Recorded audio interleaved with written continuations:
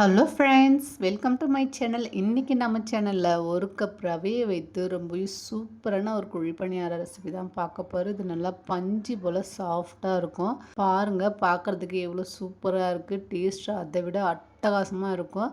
குழந்தைங்களாம் விரும்பி சாப்பிடுவாங்க. கண்டிப்பாக ட்ரை பண்ணுங்கள். இப்போ வாங்க நம்ம எப்படி செய்யலான்னு பார்க்கலாம். இப்போ ஒரு மிக்சர் ஜாரில் ஒரு கப் அளவுக்கு நம்ம ரவை எடுத்துக்கலாம்.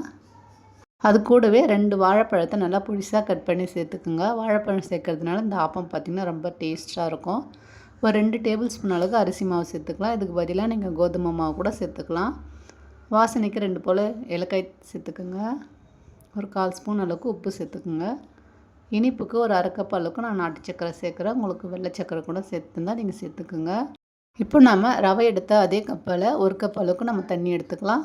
ஒரு 3/4 கப்பு சேர்த்துட்டு நம்ம அரைச்சி எடுத்துக்கலாம். நல்லா நைஸாக அரைச்சி எடுத்துக்கோங்க. இந்த மாதிரி நல்லா நைஸாக அரைச்சி எடுத்துக்கோங்க. இப்போ நம்ம ஒரு பாத்திரத்தில் மாற்றி வச்சுக்கலாம். இது ஒரு 1/2 மணி நேரம் அப்படியே விடுங்க. ரவை நல்லா ஊறி வரும். இப்போ பாருங்கள், ஒரு 1/2 மணி நேரம் போல் ஆகிடுச்சு.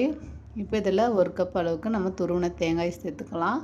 ஒரு 1/4 ஸ்பூன் அளவுக்கு ஆப்பச்சோடா சேர்த்துக்கோங்க. இப்போ நல்லா நம்ம கரண்டி வச்சுட்டு நல்லா கலந்து விட்டுக்கலாம். மாவு பாருங்கள், நல்லா கெட்டியாக இருக்குது பாருங்கள். ஏன்னா ரவை நல்லா ஊறி வந்திருக்கும் 1/2 அன் ஹவரில். இப்போ நம்ம மீதம் வச்சுருக்க அந்த 1/4 கப் தண்ணியை நம்ம சேர்த்துக்கலாம். தண்ணியை சேர்த்துட்டு நம்ம கலந்து விட்டுக்கலாம்.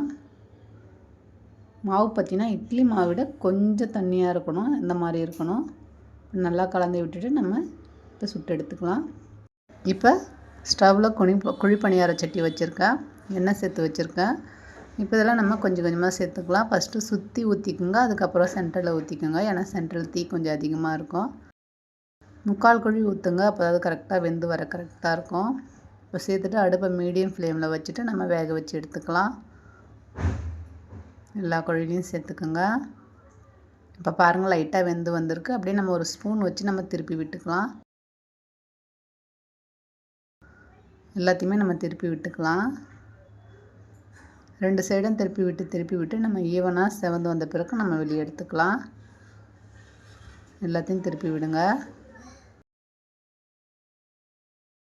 டேஸ்ட்டு ரொம்ப சூப்பராக இருக்குங்க வாழைப்பழம் சேர்த்ததுனால. பாருங்கள், எவ்வளோ ஒரு கலர்ஃபுல்லாக இருக்குது பாருங்கள். டேஸ்ட்டு ரொம்ப சூப்பராக இருக்கும். கண்டிப்பாக வீட்டில் ட்ரை பண்ணுங்கள். இப்போ நம்ம அப்படியே வெளியே எடுத்துக்கலாம். எல்லாத்தையுமே எடுத்துக்கோங்க. நல்லா வெந்துடுச்சு. இப்போ திரும்ப பாருங்கள், கொஞ்சமாக எள்ளு சேர்த்து செஞ்சு பாருங்கள். எள்ளோட வாசனையோட ரொம்ப சூப்பராக இருக்கும். ஆனால் மேலே தெரிக்கும். பார்த்துட்டு சேர்த்துக்கோங்க. இப்போ ஒரு குழியாக சேர்த்து நம்ம பொரிச்சு எடுத்துக்கலாம். மீடியம் ஃப்ளேமில் வச்சு வேக விடுங்க. பாருங்கள், எள்ளோட ஸ்மெல்லோட ரொம்ப சூப்பராக இருக்கும். எல்லாத்தையும் நம்ம பொரிச்சு எடுத்தாச்சு. அவ்வளோதாங்க ஃப்ரெண்ட்ஸ், சூப்பரான சுவையில் ஒரு குழிப்பணியார அப்பம் ரெடி ஆகிடுச்சு. கண்டிப்பாக வீட்டில் ட்ரை பண்ணி பாருங்கள். டேஸ்ட் அட்டகாசமாக இருக்கும். வீட்டில் எல்லாருமே விரும்பி சாப்பிடுவாங்க. இந்த வீடியோ உங்களுக்கு பிடிச்சிருந்ததுன்னா வீடியோ ஷேர் பண்ணுங்கள், கமெண்ட் பண்ணுங்கள், சப்ஸ்கிரைப் பண்ணுங்கள். மறக்காமல் பக்கத்தில் இருக்கிற பெல் பட்டனையும் ப்ரெஸ் பண்ணி விட்டுருங்க. தேங்க்ஸ் ஃபார் வாட்சிங்.